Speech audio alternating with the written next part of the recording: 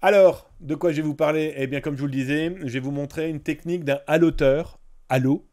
Ce système, pour rappel, c'est une technique de pirate informatique qui n'est juste que du social engineering couplé avec un peu d'informatique. En gros, comme vous pouvez souvent le voir sur Zattaz, vous retrouverez d'ailleurs les vidéos sur YouTube, hein, n'hésitez pas à vous y rendre. Voilà, ils ont déjà énormément de données sur vous, nom, prénom, adresse, données bancaires, mail, téléphone, etc., etc. Mais le problème, c'est que pour pouvoir faire une transaction financière, ils doivent obligatoirement utiliser la double authentification que seul le client va recevoir par téléphone. Il faut savoir qu'entre 2021 et 2022, il y a eu plus 15% de fraude à la carte bancaire entre 2021 et 2022, chiffre de la gendarmerie nationale. Plus 15%. On est passé de 141 millions à 160 millions d'argent détourné. Parce que on pensait qu'avec la double authentification, tout serait dans le plus beau des mondes, la merveilleuse sécurité informatique, sauf que les mecs ont déjà trouvé le palliatif. C'est un petit peu comme, voilà, on nous a bassiné pendant des décennies, quand vous tapez votre mot de passe à la banque ou au distributeur, cachez bien le mot de passe sur votre main. Et puis là, depuis quelques temps, on nous a sorti des cartes bancaires où on peut faire 5 paiements de 50 balles en sans contact, sans même rentrer la moindre identification. Hein, on voyait un peu l'ambiance. Donc les haloteurs, ces pirates informatiques qui ont déjà plein d'informations sur leurs victimes, donc doivent téléphoner. Celui que je vais vous montrer là maintenant a appelé une grand-mère qu'il a donc piégée parce qu'il a toutes ses données. Il a besoin de la double authentification. Regardez ce qu'il fait à cette grand-mère. C'est hallucinant. Oui, je vous... En bas à droite, c'est moi. Très bien, donc là, madame, allez, faites un partage d'écran, d'accord? Donc... Un partage d'écran.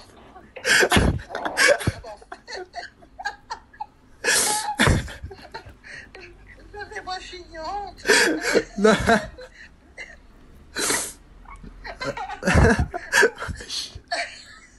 C'est juste à gauche, madame. Société Générale.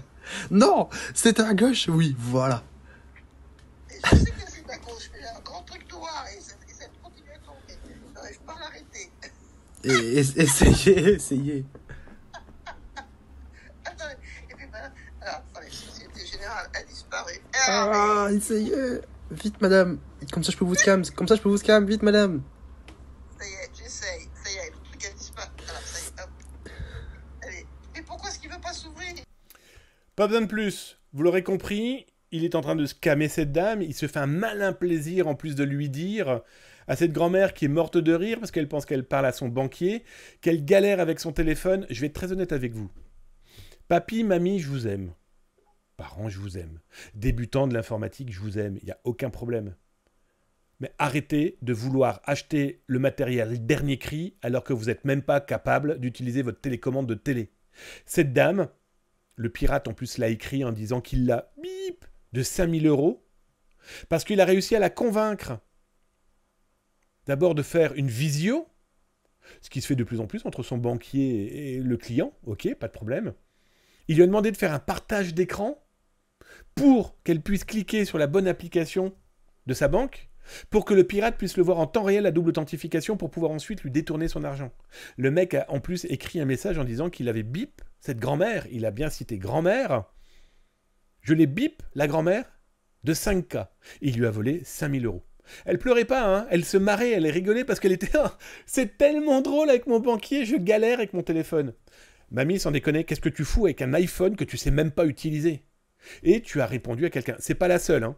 Il y en a énormément. Donc c'est pour ça que je ne cesse de le dire. Aidez votre famille, vos amis, vos collègues, mais ces inconnus aussi qui galèrent avec l'informatique. Parce que en face, comme vous le voyez, ils n'ont aucune pitié. Et ça, c'est l'argent qui va partir. Et entre guillemets, l'argent, c'est rien. Même si ça peut être dur pour des gens qui n'en ont pas. Mais ils sont capables de tout voler. Tout. Et ils n'ont aucun respect.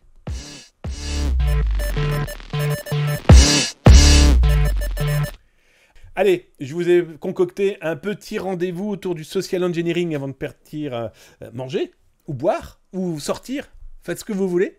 Et avant de gagner donc les casquettes de la Coupe du Monde de rugby, je vous ai fait un petit topo sur le social engineering avec des exemples très concrets pour vous faire comprendre que ce n'est pas nouveau et qu'il y a eu des cas complètement fous et parmi les meilleures techniques en social engineering, c'est le leurre. Là, un exemple très concret, hein, je vous ai mis le leurre, c'est une technique qui permet de proposer des actions, de proposer des méthodes, de proposer des phrases, des textes, des photos, qui a une seule chose, c'est de piéger l'interlocuteur qui est en face. Bonjour, je suis votre banquier. Bonjour, je suis votre opérateur de téléphonie. Bonjour, c'est les impôts. Bonjour, je suis votre médecin. Voilà. Tout ça, c'est des éléments qu'il faut clairement, mais alors clairement, prendre en compte. Alors là, je vous ai sorti, par exemple, des expériences. L'expérience de Joule, alors pas le chanteur, non, pas de Jules, donc, Joule. L'idée, c'était de quoi? C'était de répondre à un questionnaire, demander à des étudiants de répondre à un questionnaire non payé. 15% des étudiants ont dit non. Non, que dis-je? 15% d'étudiants ont dit oui. Le leur, c'était de demander aux étudiants de regarder un film et d'être payés. Là, énormément d'étudiants ont dit « Ok, on vient regarder le film et on sera payé. » À l'entrée du laboratoire où ils étaient censés regarder le film, les étudiants, ils apprennent que le film ne sera pas diffusé, que c'est annulé. Mais par contre, ils proposent le questionnaire. Vous savez, le premier questionnaire qui n'était pas payé et que simplement 15% des étudiants allaient accepter. 47% cette fois-ci d'étudiants ont accepté de remplir ce questionnaire. Ils étaient venus, ils vont pas partir pour rien. Voilà, le leurre, il est là. Je t'ai leurré d'un film et je t'ai leurré de te payer. Et comme c'est annulé, tiens, je te propose véritablement ce que je voulais faire. Voilà, le social engineering aussi, c'est cette méthode. C'est cette technique qui pourrait potentiellement piéger des gens. Cette grand-mère qu'on a pu voir dans la vidéo, je vous laisse regarder ça sur YouTube, vous allez voir, c'est complètement fou, de ce pirate informatique spécialisé dans la fraude à la carte bancaire qui réussit à convaincre une grand-mère de faire une capture écran, mais aussi de partage d'écran pour pouvoir mieux la voler. Bon voilà, le leurre, c'est ce qui marche le mieux. Alors parmi les leurres que je vous ai trouvés, l'histoire des Q-boats. Alors pour les historiens d'entre vous, en tout cas ceux qui aiment un peu l'histoire, pendant la guerre 39-45, les U-boats, les sous-marins allemands faisaient d'énormes dégâts dans l'Atlantique, mais aussi en mer du Nord. Ils éliminaient énormément de bateaux d'alliés qui étaient là pour, par exemple, soutenir le Royaume-Uni, les Britanniques.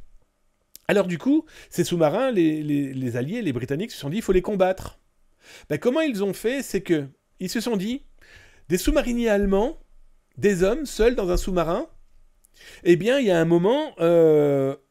ils rêvent de femmes, ils rêvent de vie amoureuse. Et donc, du coup, les soldats britanniques se sont dit, tiens, on va leur mettre des bateaux sur lesquels on va mettre des femmes.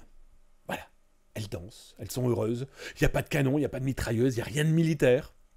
Du coup, les sous-mariniers allemands, voyant ça, sortent de l'eau et font « youhou » avant d'être coulés. En fait, les femmes en robe, on appelle ça le vecteur de la tromperie, les femmes en robe étaient des soldats britanniques. Et donc du coup, quand les sous-marins sortaient, eh bien c'est simple, 70 de ces sous-marins ont fait surface, 14 ont été détruits. Eh ben oui, la technique de la tromperie a été ultra efficace. Alors, plus c'est gros, plus c'est gros. Je pense que celui-ci, vous le connaissez, le vecteur de la tromperie. Regardez-le, ce film, si vous ne l'avez pas vu. Arrête-moi si tu peux. Frank Abagnale, dès 16 ans, il commence à arnaquer toute la planète américaine. Il avait juste trouvé une technique, c'est que habillé en pilote, sa crédibilité avait pris XXL dans les yeux des gens. Si les pilotes, waouh, des galons, l'uniforme. Il a réussi à détourner énormément d'argent par des chèques, mais aussi des millions de kilomètres sur le dos de la Paname. Plus c'est gros, plus ça passe. Alors, quand je dis ça, il n'y a pas que les Américains. On a, nous, un cocorico en France. L'un des plus connus, c'est Victor Lustig. Alors, le Lustig, il a quand même réussi à vendre 2 fois la Tour Eiffel. Alors, on est dans une période où on vient de sortir de l'exposition universelle qui s'est mise en place à Paris. C'est pour ça que la Tour Eiffel avait été mise en place. Elle devait être normalement démontée à cette époque-là. Eh bien, le petit Victor, il a récupéré tampons et papiers en tête de la mairie de Paris. pour vendre 2 fois la tour Eiffel en ferraille. Le mec avait réussi à convaincre des gens qu'il pouvait récupérer la tour Eiffel et récupérer toute la ferraille de l'objet de Gustave Eiffel. Plus c'est gros. Quand je vous dis ça, c'est la manipulation du porteur. Bah, regardez, ça c'est une image. Les Russes viennent de rentrer dans Berlin. Ils tombent sur le cadavre d'Adolf Hitler, qui se serait suicidé. Alors comment c'est facile ? Ce qui s'est passé, c'est que les SS ont tenté de manipuler le monde. On est quand même en 45, pas 44, 45. Les SS avaient prévu d'exfiltrer Hitler. Voilà, qu'il puisse fuir. Ils annoncent publiquement, officiellement, que Hitler est mort. Il s'est suicidé. Les Russes rentrent dans Berlin. Ils trouvent le corps. Ils trouvent un corps. C'est clairement les tenues du dictateur. C'est clairement son visage. Il a une balle au milieu du front. Il filme et confirme sa mort. Il confirme sa mort à toute la planète. C'est simple, hein, la police secrète d'Adolf Hitler s'était dit, comme les Russes et les Américains font la course à celui qui sera le premier à Berlin, ils seront les premiers à vouloir communiquer sur un fait important, la mort du dictateur. Et donc du coup, les Russes, photos, vidéos, textes, sauf que c'était pas du tout le dictateur, l'assassin, Adolf Hitler. Bah, c'était Gustav Wehler, l'un de ces sosies gardes du corps. C'est les SS qui vont le tuer. Et ce qui a trahi et stoppé cette arnaque, voilà, et de bloquer la désinformation involontaire des Russes. Merci Nefertum 27, merci pour le cadeau. Merci pour ton abonnement. Son 16e mois. Merci du cadeau. Bah c'est simple, hein, la supercherie, c'est grâce aux chaussettes. Parce qu'il avait des trous dans ses chaussettes et que le dictateur allemand ne pouvait pas être habillé de guenilles. C'est simplement ça qui a permis de prouver plus d'autres éléments. Bah, que c'était pas du tout Adolf Hitler qui était mort et que les Russes avaient été manipulés pour que ça soit eux les porteurs d'un faux message. Ça a failli fonctionner.